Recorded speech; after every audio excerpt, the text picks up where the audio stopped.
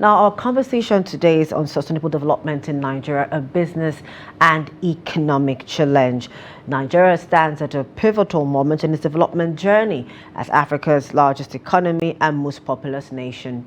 The country faces the dual challenge of fostering economic growth while ensuring sustainability. The pursuit of sustainable development is not only an environmental necessity, but also an economic imperative, as it can drive long-term prosperity, create jobs, and enhance the quality of life for Nigerians. Now, joining me in the studio to discuss is Dr. Victor Kwambuge, a sustainable development expert. Good morning. Thank you. Good morning. Eid Mubarak to you. Thank you for joining us. Now, sustainable development refers to economic growth that meets present needs without compromising the ability of future generations to meet theirs. But that's the definition I have. Let's speak to the expert who would further tell us what sustainable development actually means. Thank you, Chiamaka, and good morning to your viewers. You are right. It was the Brundtland Commission of 1986 that defined sustainable development as any kind of development that meets the needs of the present without compromising the ability of the future generations to meet their own needs.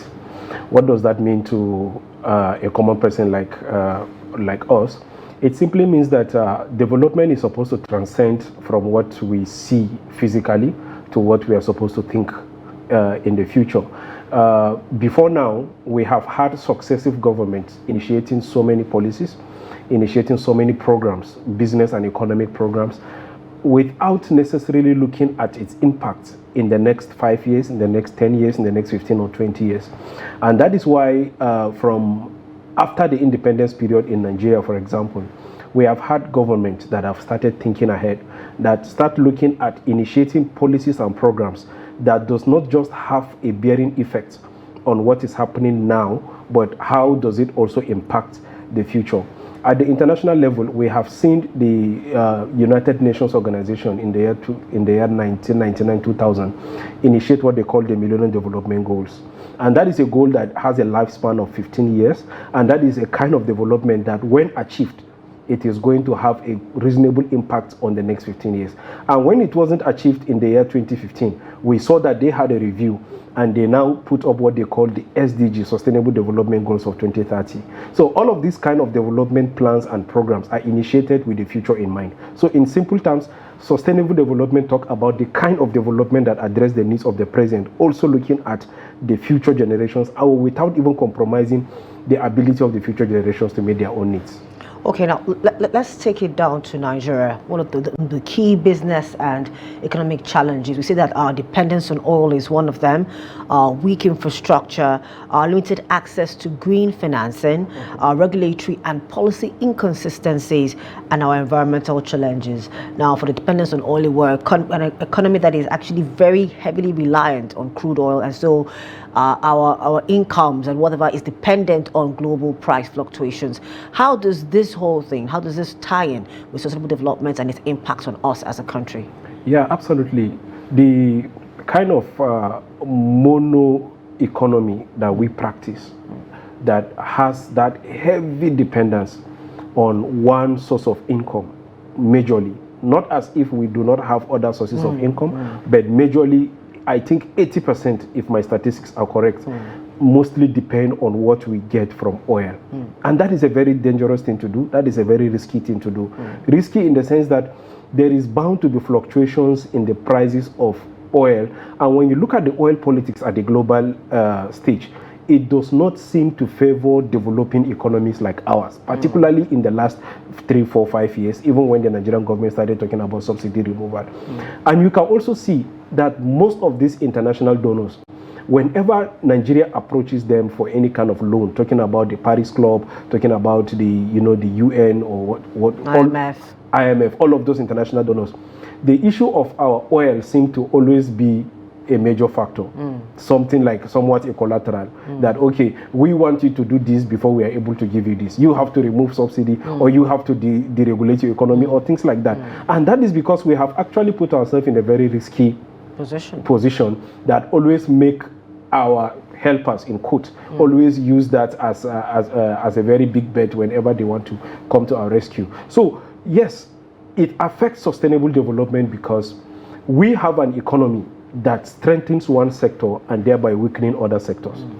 We have an agricultural sector in Nigeria that has huge potentials but largely weakened. We have a solid mineral sector in Nigeria that has huge potentials but largely weakened. We have other major sectors that ordinarily they would have translated into sustainable growth and development for our people, and they would have translated into meaningful development for the people.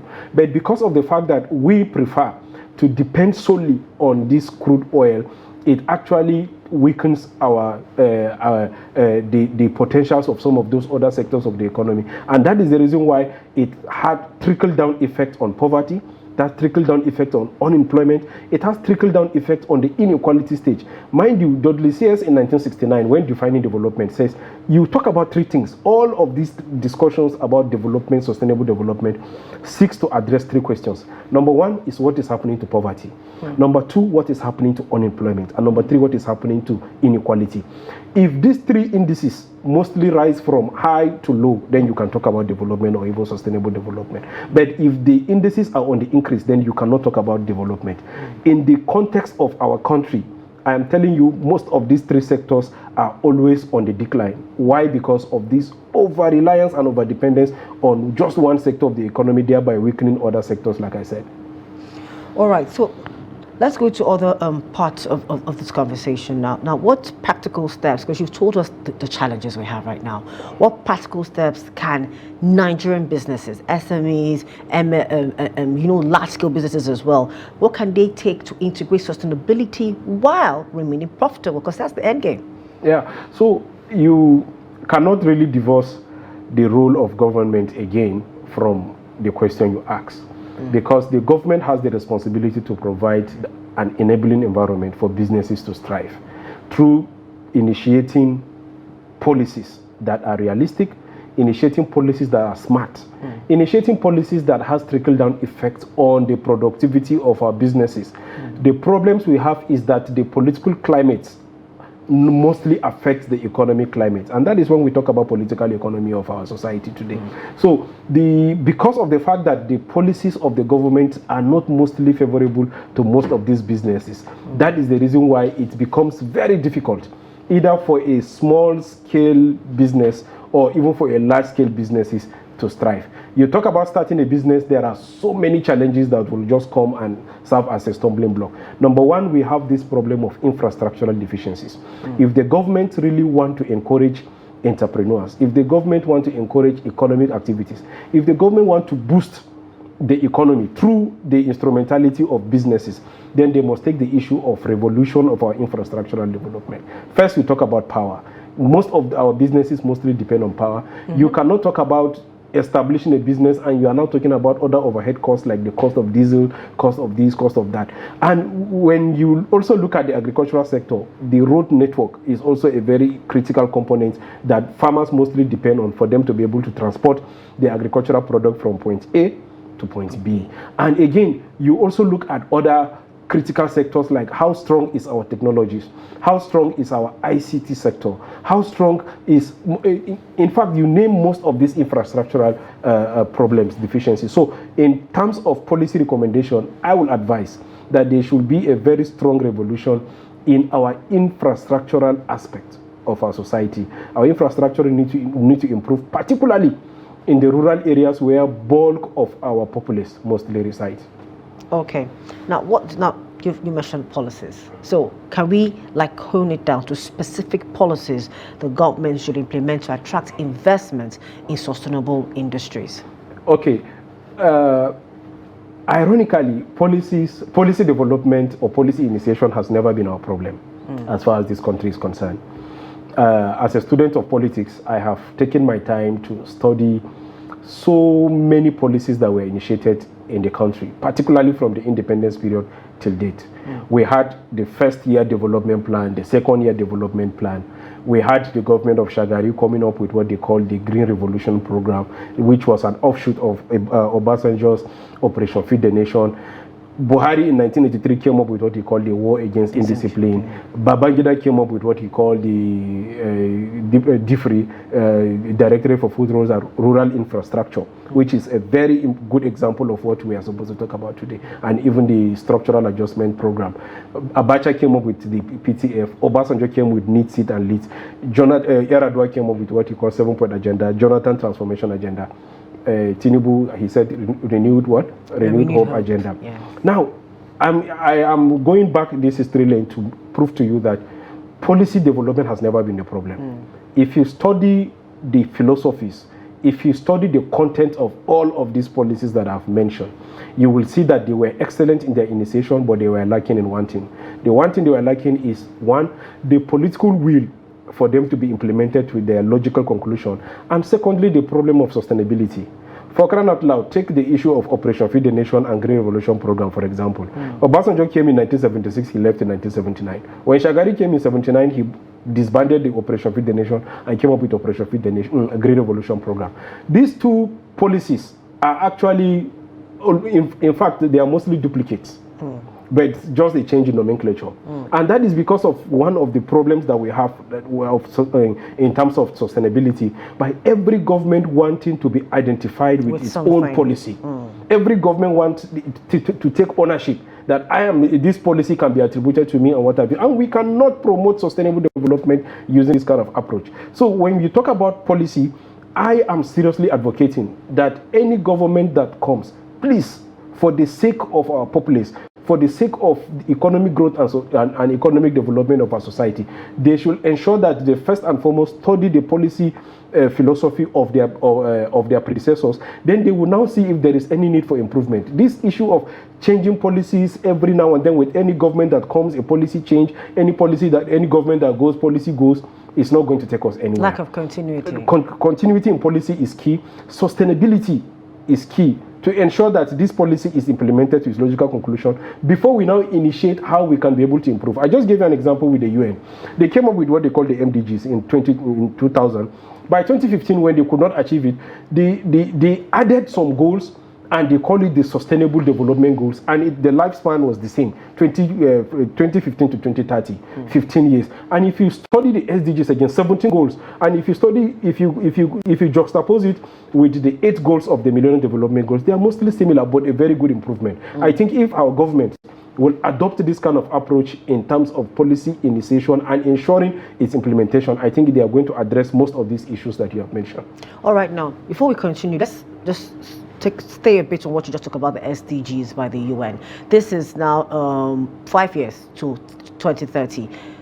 How far, because we can learn from it as Nigeria to see how we can do well as well. How far have they gone in implementing those SDGs? The implementation of SDGs is something that is done by country. Okay, yes. Okay. By saying by country, I mean all the 199 countries that you have in the UN mostly sign the charter that we have committed to ensuring the implementation of sustainable development goals in our countries.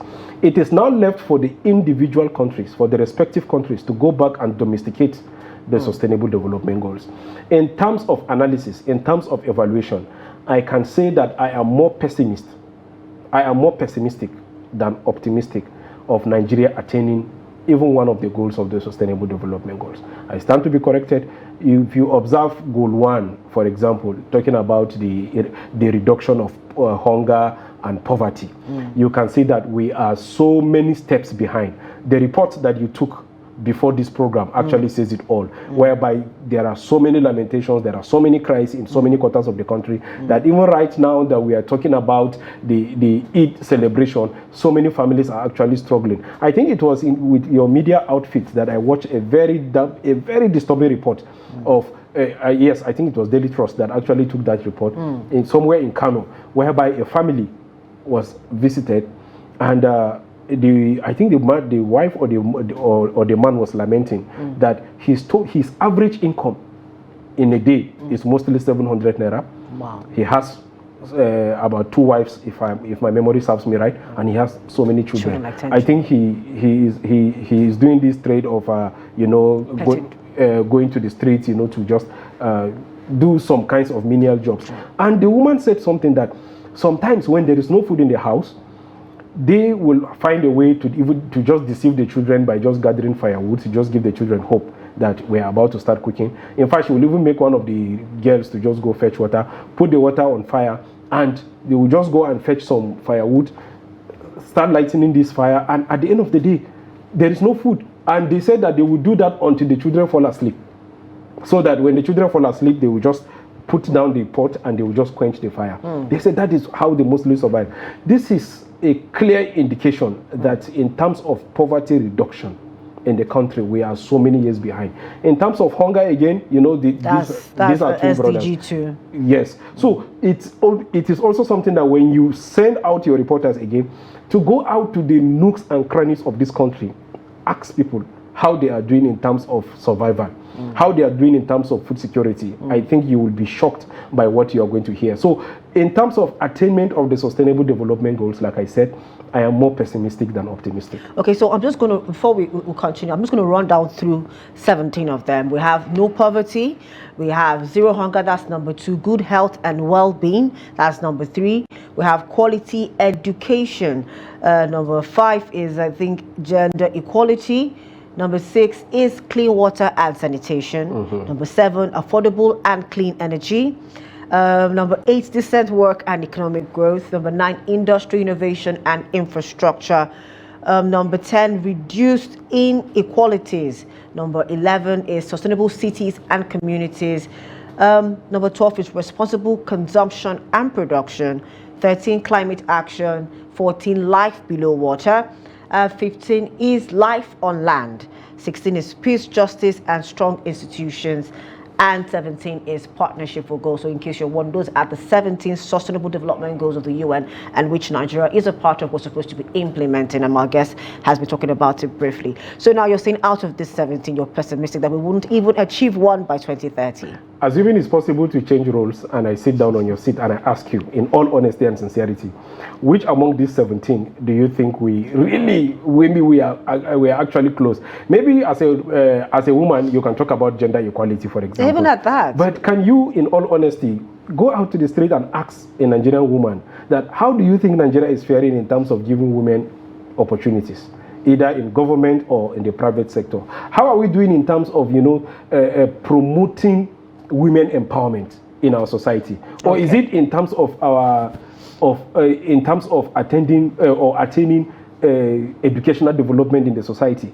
Go to our schools and see what is happening. I think for the first time, I think this is almost the second year that the university lecturers are not going on strike. But mostly you see that hardly will you find a Nigerian graduate that does not have a very painful story of how strike affected your own graduation. Or are we talking about the issue of clean water?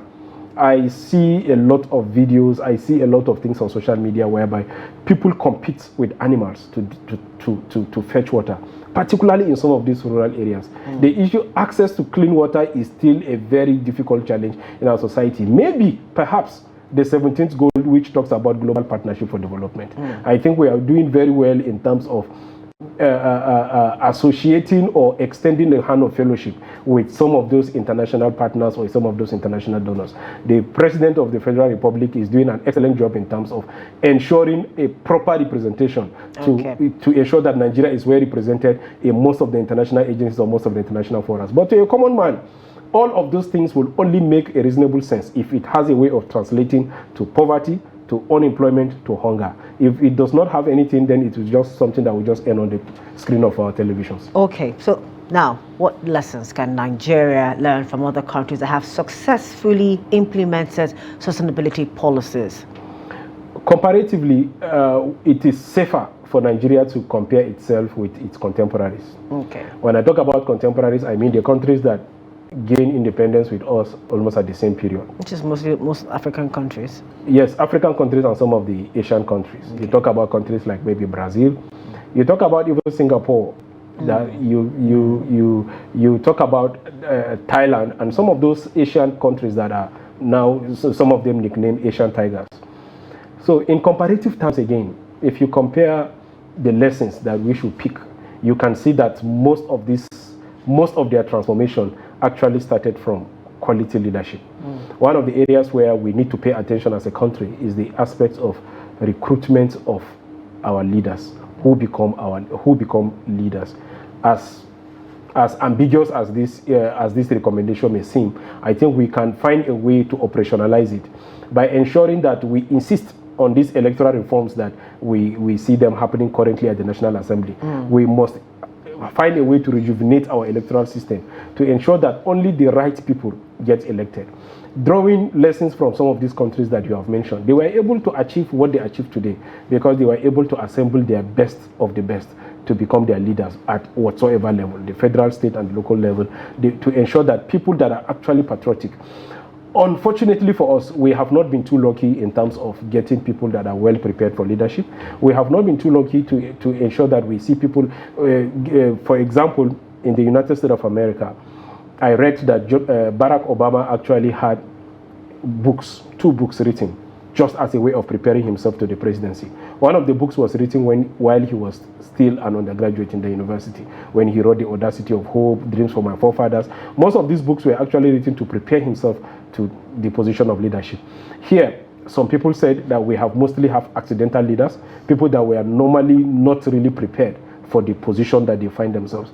And if really we will rejuvenate most of these areas that we are mentioning this morning, that they will have trickle-down effect on businesses and economy, we must, as a matter of urgency, start insisting that only the best of the best emerge as leaders. And when we start insisting, number one, secondly, we must also insist that political parties that are presenting candidates for us, we must start asking questions about the manifesto. For crying out loud, as a student of political science, I am not sure I have read the manifesto of some of these political parties or some of these candidates. Okay, so I'm going to have to stop you, Dr. Kwambuge, because we're on a business show. We're tilting a bit to the political conversation. So let's take it back to business. How can SMEs embrace sustainability without incurring excessive operational costs? Because that's the thing.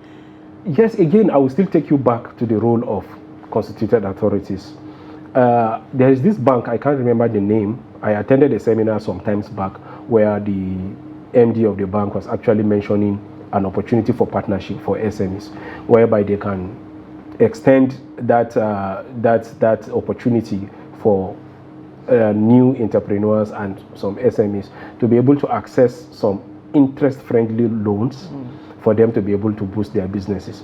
And one of the recommendations I gave in that seminar is that beyond the issue of providing the capital, beyond the issue of providing the financial wherewithal for some of these people to strive, there is also a great need for capacity building of some of these people that own these SMEs.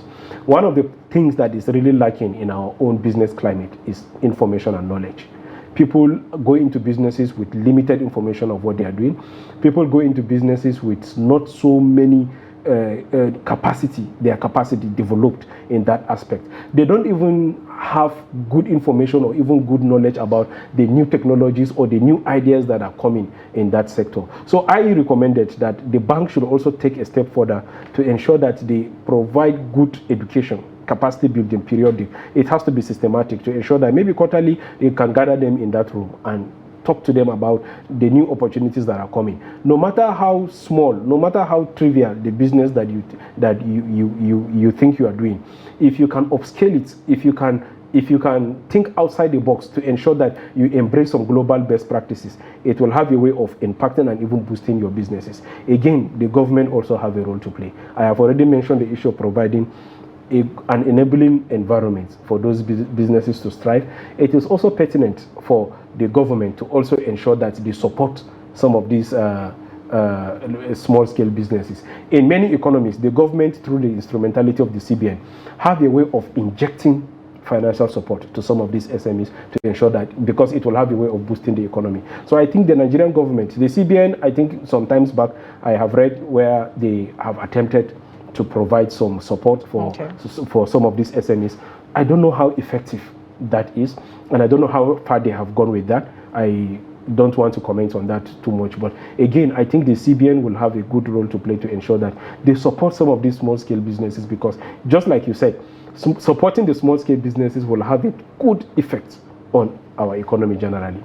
All right, now technology. What role does technology play in promoting sustainable business practices in Nigeria? The world we live in currently is a world that is driven by technology. virtually everything that you see, the mass communication you practice today has been enhanced significantly by the coming of technology. Ditto to so many businesses that you can think of. As small as selling akara on the street, as small as hawking moi moi on the street. If technology can be mainstreamed into that business, it will have a way of expanding and even upscaling it to a very great level. So that is why, as part of my recommendation for capacity building, the issue of mainstreaming technology in most of the businesses that we have, it's very important. I come from Adamawa State, for example. I know a vendor in Adamawa State that normally deals in, there's this local delicacy called Nwake. I don't know if it has a name in English.